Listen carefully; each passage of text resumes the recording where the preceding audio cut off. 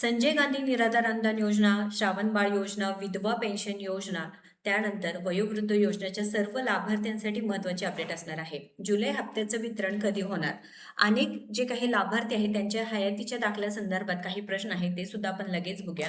बघा, जुलै हप्ता कधी जमा होणार, हयातीचा दाखला कुठे द्यायचा आहे, तुम्हाला फक्त जर ऑनलाईन काढला असेल तर म्हणजे काय ॲप आहे त्याच्यावरती काढला तर चालेल का, आम्हाला कुठे सबमिट करावं लागणार का, पैसे कोणाला जमा होणार, असे अनेक प्रश्न लाभार्थ्यांच्या मनात आहे. अनेक जण आपल्याला कमेंट करून विचारत आहेत की नक्की आमचे पैसे जमा होणार का नाही ते सांगा, आम्ही हयातीचे दाखले काढले आहेत किंवा आम्ही ऑनलाईन प्रकारे काढलेले आहेत, मग पुढं काय, आम्हाला काही ते ऑफलाईन पद्धतीने कुठे द्यावं लागेल का किंवा कोणाची भेट घ्यावी लागेल का. तर महत्त्वपूर्ण जे प्रसिद्धीपत्रक आलेलं आहे आपण लगेच बघूयात. हे गव्हर्नमेंटकडूनच आलेलं आहे, सामाजिक न्याय व विशेष सहाय्य विभागाकडून महाराष्ट्र शासन अंतर्गत दिनांक 7 मे 2026 ला हे जे प्रसिद्धीपत्रक आलेलं आहे ज्यामध्ये तुम्हाला स्पष्टपणे सांगितलेलं आहे. बघा, विशेष सहाय्य योजनेतील लाभार्थ्यांसाठी बेनिफिशरी सत्यापन ॲपद्वारे हयात प्रमाणपत्र सादर करण्याची सुविधा सुरू आहे, सध्या तरी सुरू आहे. सामाजिक न्याय व विशेष सहाय्य विभागामार्फत राबविण्यात येणाऱ्या विशेष सहाय्य योजनेतील लाभार्थ्यांना आता बेनिफिशरी सत्यापन ॲप या मोबाईल ॲपद्वारे घर बसल्यास ऑनलाईन पद्धतीने हयात प्रमाणपत्र म्हणजे डिजिटल लाईफ सर्टिफिकेट सादर करता येणार आहे.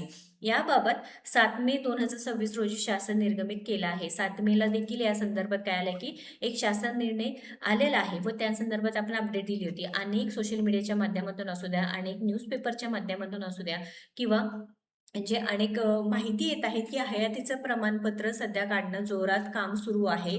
अनेक मी लोकांशी बोललेले पण आहे, जे वयोवृद्ध आहेत ते कुठेही असू द्या त्यांना तहसील कार्यालयामध्ये बोलवलं जात आहे व त्यांच्याकडून हयातीचं प्रमाणपत्र काढले जात आहे. विधवा महिला असतील त्यांच्या असू द्या किंवा जे या योजनेचा लाभ घेत आहेत त्यांना सर्वांनाच हयातीचं जे काही हयातीचा दाखला आहे ते काढणं, हयातीचं प्रमाणपत्र काढणं हे अत्यंत गरजेचं असणार आहे.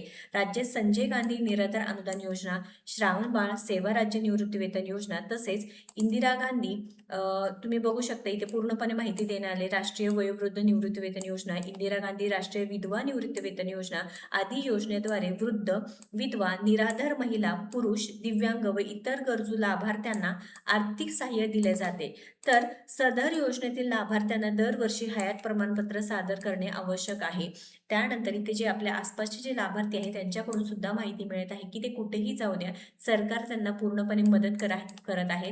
त्यांना महिन्याला जे 1,500 रुपये मिळत आहे ते सुरू राहण्यासाठी, त्यांच्या खात्यामध्ये पैसे व्यवस्थितपणे येण्यासाठी सरकार म्हणजे तहसील कार्यालयामधील अधिकारी असू द्या, तहसीलदार असू दे, ते प्रत्येक वेळेस हयातीच्या दाखल्या संदर्भात अपडेट सुद्धा देत आहेत. यापूर्वी लाभार्थ्यांना बँक, पोस्ट ऑफिस किंवा तहसील कार्यालयात येथे प्रत्यक्ष जाऊन हयात प्रमाणपत्र सादर करावे लागत होते.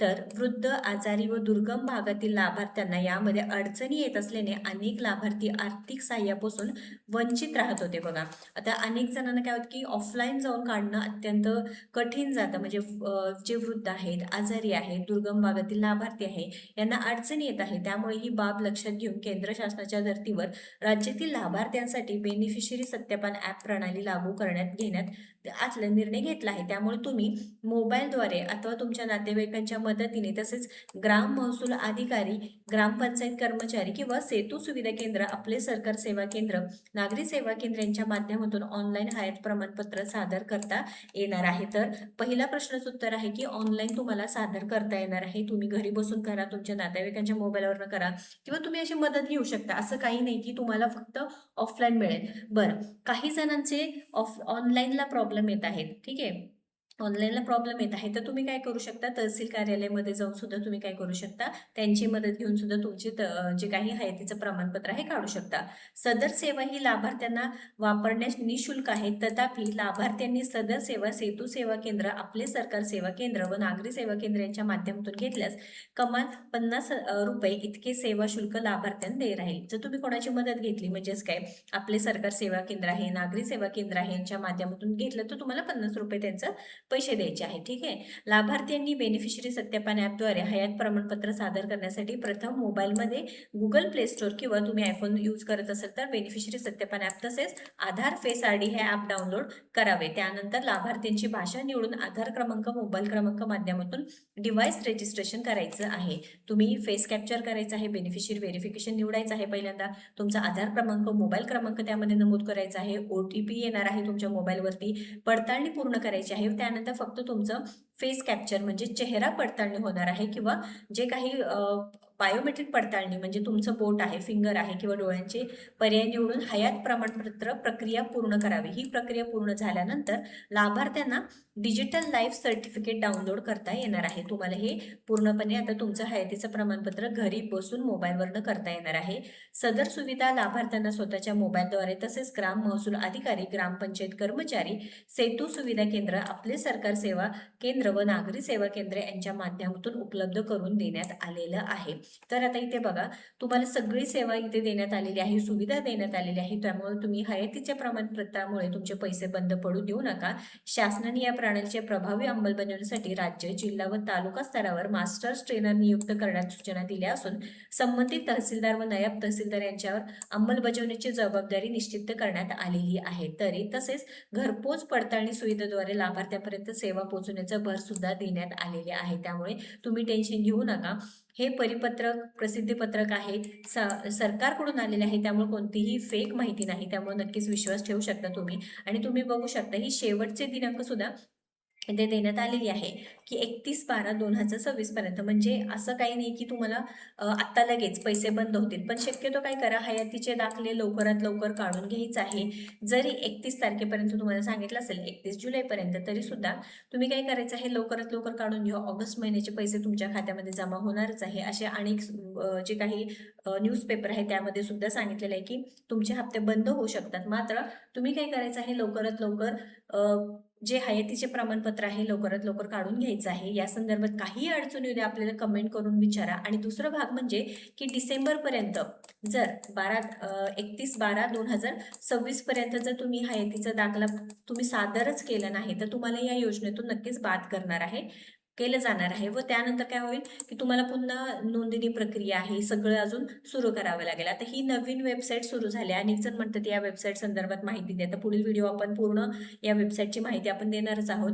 पण यामध्ये सुद्धा तांत्रिक अडचणी आहेत. त्यामुळे काय की ज्या अधिकाऱ्यांकडून माहिती मिळाली आहे की आता पहिला प्रश्न होता की हयातीचा दाखला कुठे द्यायचा, ऑनलाईन फक्त दिलं तर चालतो का वगैरे, पैसे कोणाला जमा होणार, तर सर्व प्रश्नांची उत्तरं मिळेल. पैसे सरसकट आता जे लाभार्थी पात्र आहे त्यांना सगळ्यांना मिळणार आहे. हयातीचा दाखला आता सध्या असो नसो, पण हे काम कंपल्सरी आहे, तुम्हाला करावंच लागणार आहे. आणि मेन म्हणजे जुलैचा हप्ता कधी जमा होणार.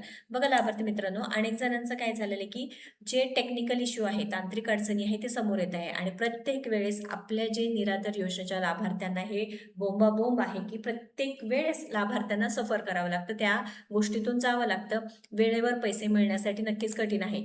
अनेक योजनांचे पैसे जमा झाले आहेत, गेले 15 दिवस असू द्या, 20 दिवस असू द्या, तेव्हापासून अनेक योजनांचे हप्ते जमा झालेले आहेत. पण निराधार योजनेच्या लाभार्थ्यांची ज्यावेळेस वेळ येते त्यावेळेस प्रत्येक वेळेस हे तांत्रिक अडचण एकतर समोर येते. आणि मेन म्हणजे काय झालं, लिस्ट बनवणं सुरू आहे. पण असं होऊ नये की प्रत्येक लाभार्थ्यांना पैसे मिळणे, त्यांच्या हक्काचे पैसे मिळणे गरजेचं असल्यामुळे सुद्धा सरकार असे प्रयत्न करत आहे की वेळोवेळी ती जी लिस्ट असणार आहे अपडेट होत आहे. कोणी हयातीचे दाखले सबमिट केले आहेत किंवा आता अनेक जणांचं काय झालंय की लाडकी बहीण योजनेतून नाव वगळलं गेलं आहे व निराधार योजनेमध्ये काय झालं आहे, नाव नोंदवले गेले आहे. त्यामुळे काय झालं की लिस्ट आहे ते काय होत आहे, अपडेट होण्याचं काम सुरू आहे. त्यामुळे या तांत्रिक पातळीवरती मोठ्या प्रमाणात काम सुरू असल्यामुळे लाभार्थी मित्रांनो, येत्या काही दिवसातच तुमच्या खात्यामध्ये जुलै महिन्याचे पैसे देखील जमा होणार आहे. पण हयातीचे दाखले सगळ्यांनी काढायचं आहे, ऑनलाईन पद्धतीने काढा. जिथे ऑफलाईन पद्धतीने घेतात तहसील कार्यालयामध्ये तिथे तुम्ही जमा करा. जिकडे घेत नाही तिथे टेन्शन घेऊ नका, कारण तुमच्याकडे सध्या डिजिटल लाईफ सर्टिफिकेट सुद्धा अवेलेबल आहे. आता अनेक जण तेच म्हणतात की आम्ही ऑनलाईन काढल्यानंतर ऑफलाईन द्यायचं का, तर शक्यतो द्या, काही हरकत नाही. तहसील कार्यालयामध्ये जाऊन एकदा तुम्ही तुमचं सर्टिफिकेट आहे सबमिट करा, पण सगळा डेटा त्यांच्याकडे असतो कारण ते ऑनलाईन पद्धतीने आहे.